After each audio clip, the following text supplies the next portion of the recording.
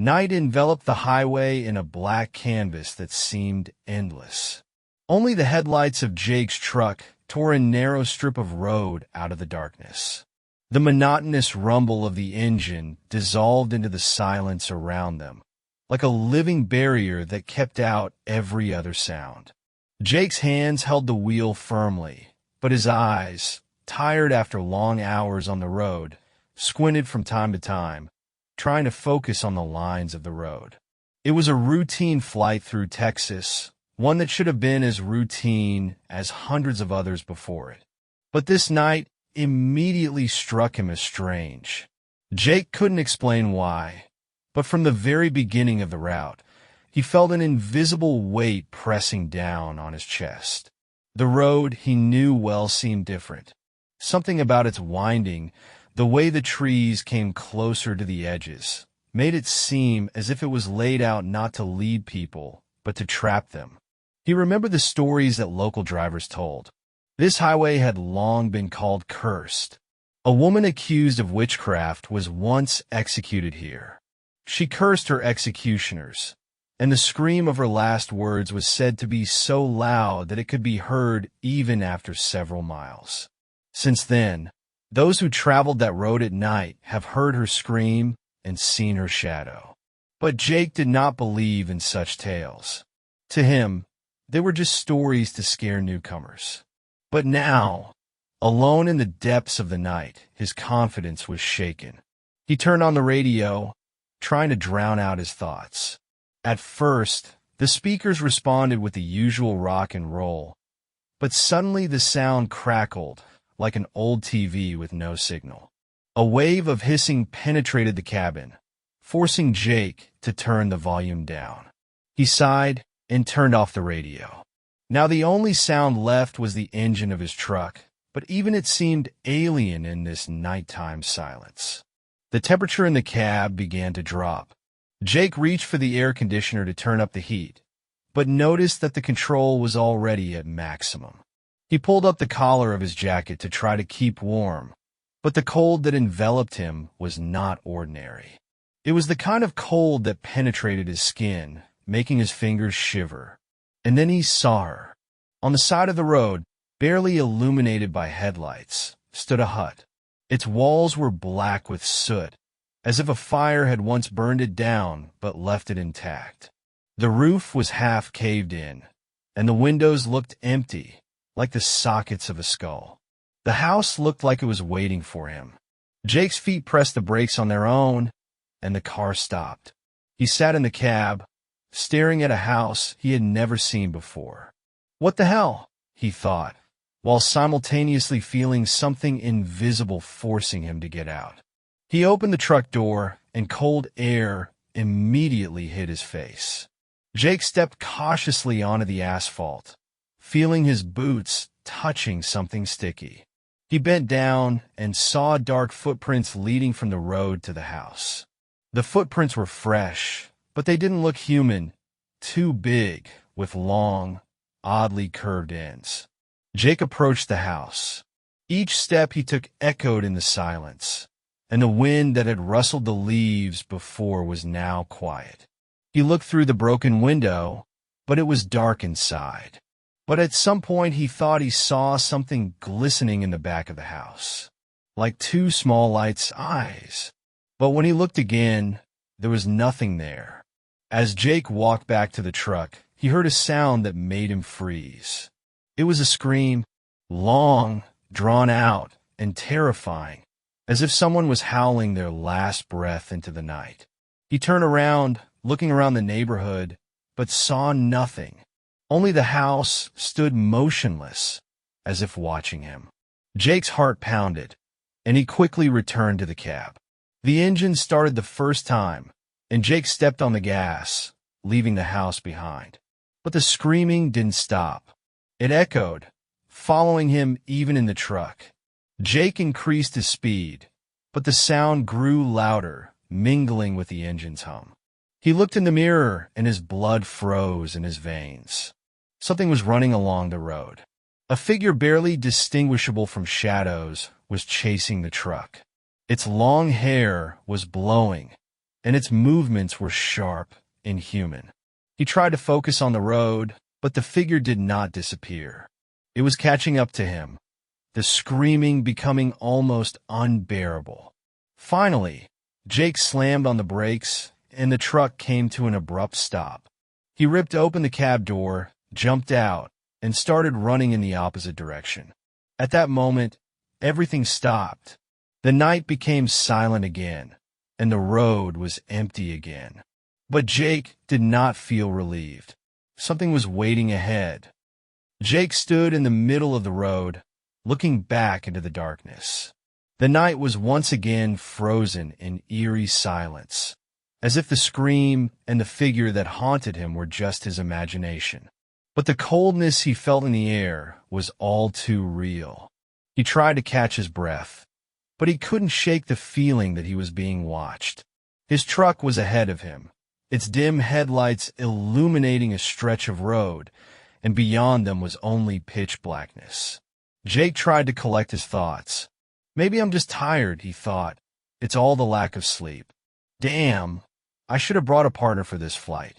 But as soon as he stepped into the cockpit, the silence was broken again. This time the sound was not a scream. It was a whisper. It was barely audible, mingling with the cold breeze of the wind, but it was real. Jake stopped, staring into the darkness. The whisper sounded like a voice, but the words were unintelligible.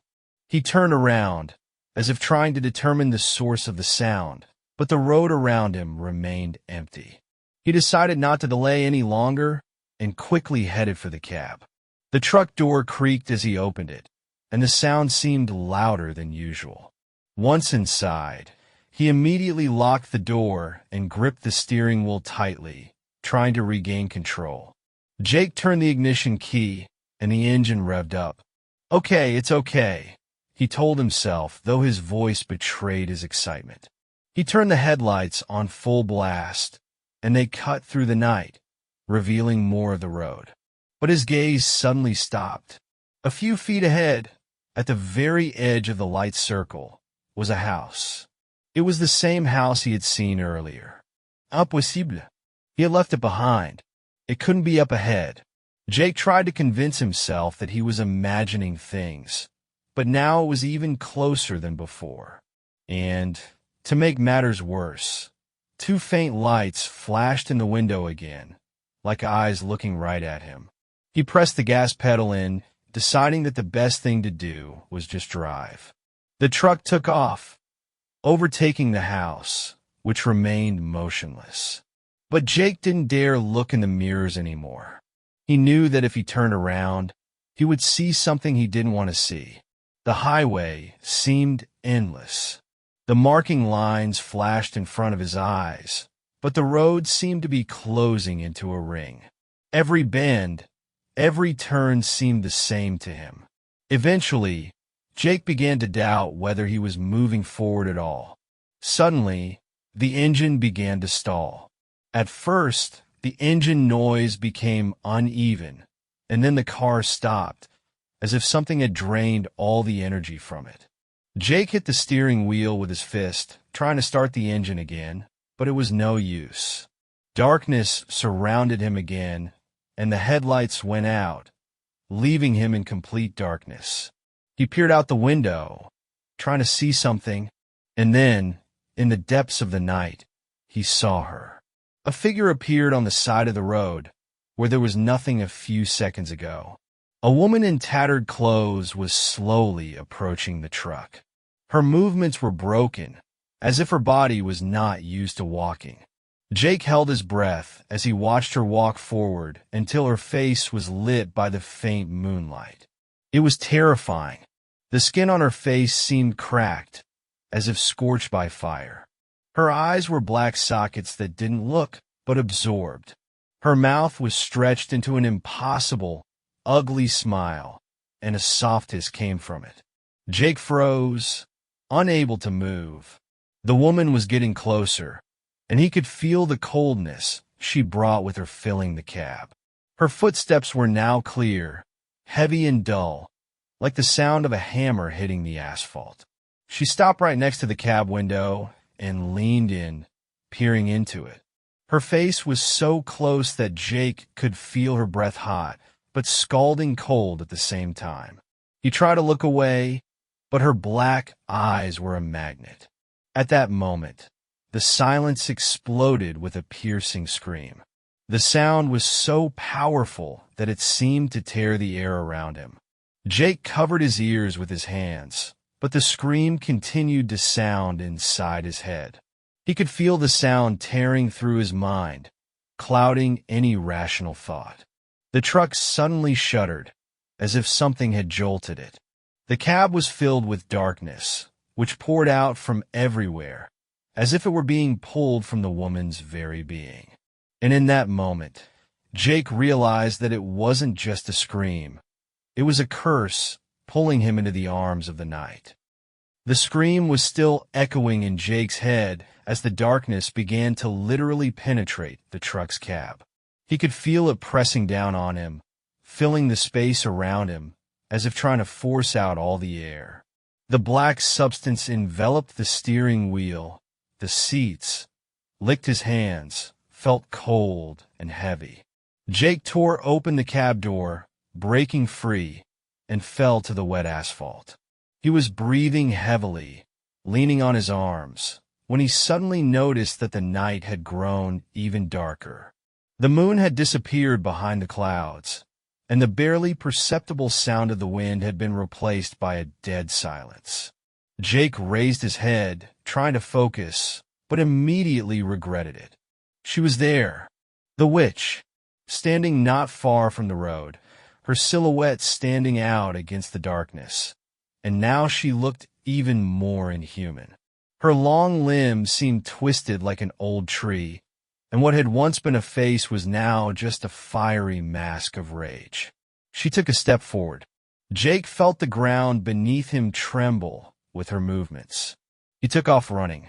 His legs were shaking, but his fear was stronger than his fatigue.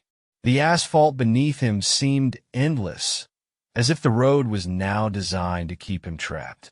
Behind him, he could hear her chasing him.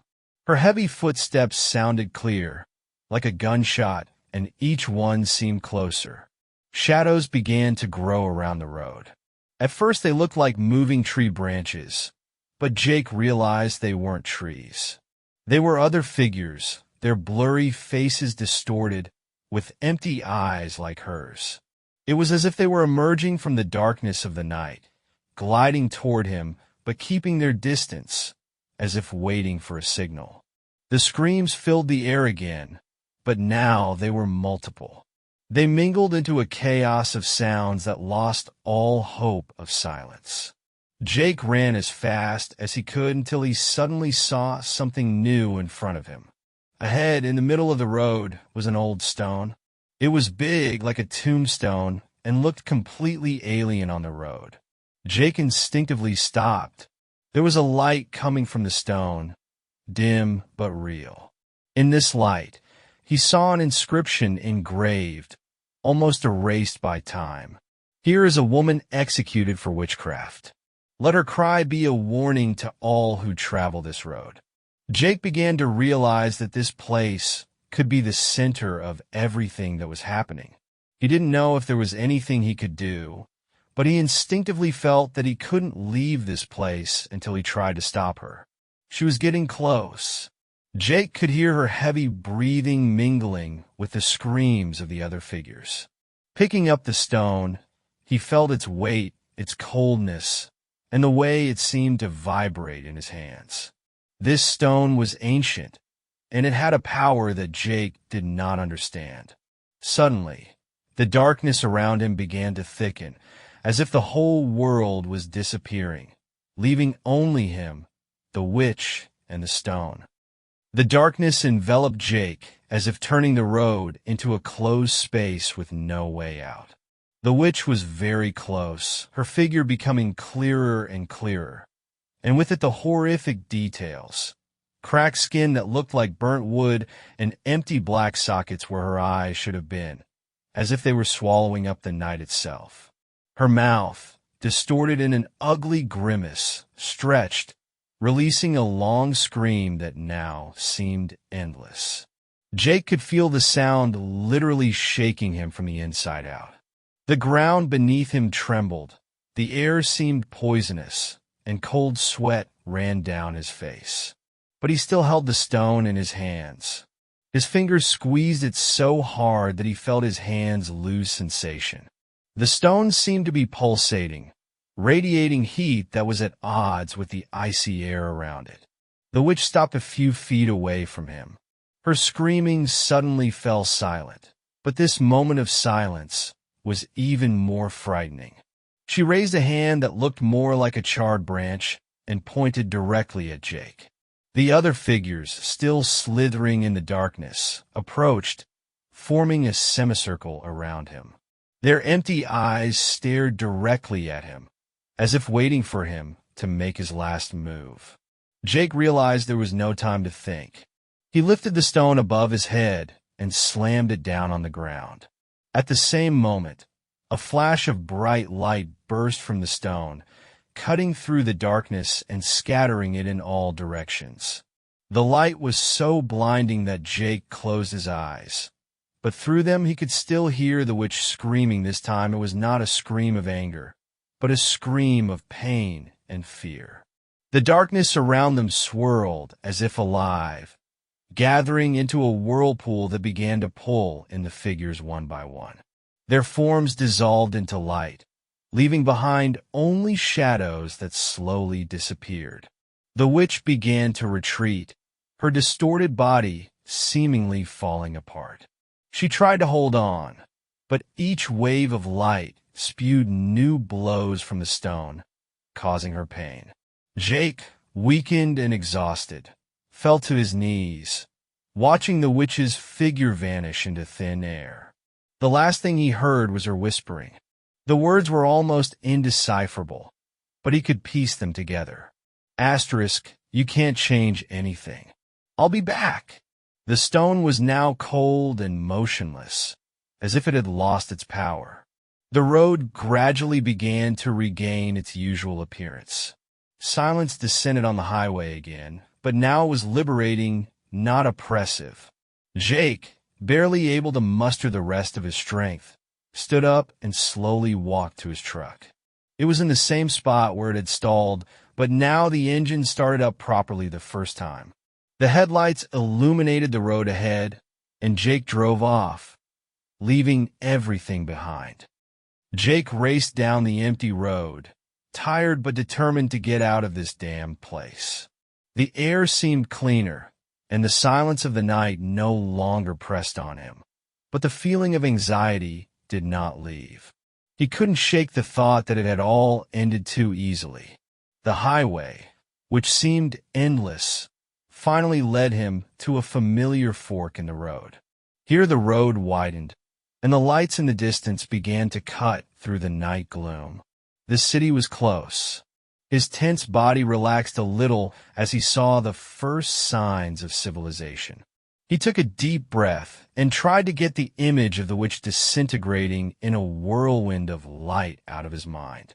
But his gaze accidentally fell into the rearview mirror, and his heart sank. There was something lying in the back of the truck. He recognized it immediately, a large black stone that he had left on the road. The same stone was now lying quietly on the seat, as if waiting for his next move. Jake slammed on the brakes, forcing the car to a stop on the side of the road. He turned to look at the back seat. The stone looked innocent, but its presence was undeniable. Jake didn't know how it was possible, but he could feel that something had shifted again in the darkness around him. And then it happened. The cabin was filled with cold again. The headlights went out, leaving him in complete darkness. Jake was sitting still, gripping the steering wheel, when he heard it. At first it was quiet, almost indistinct, and then louder, a scream.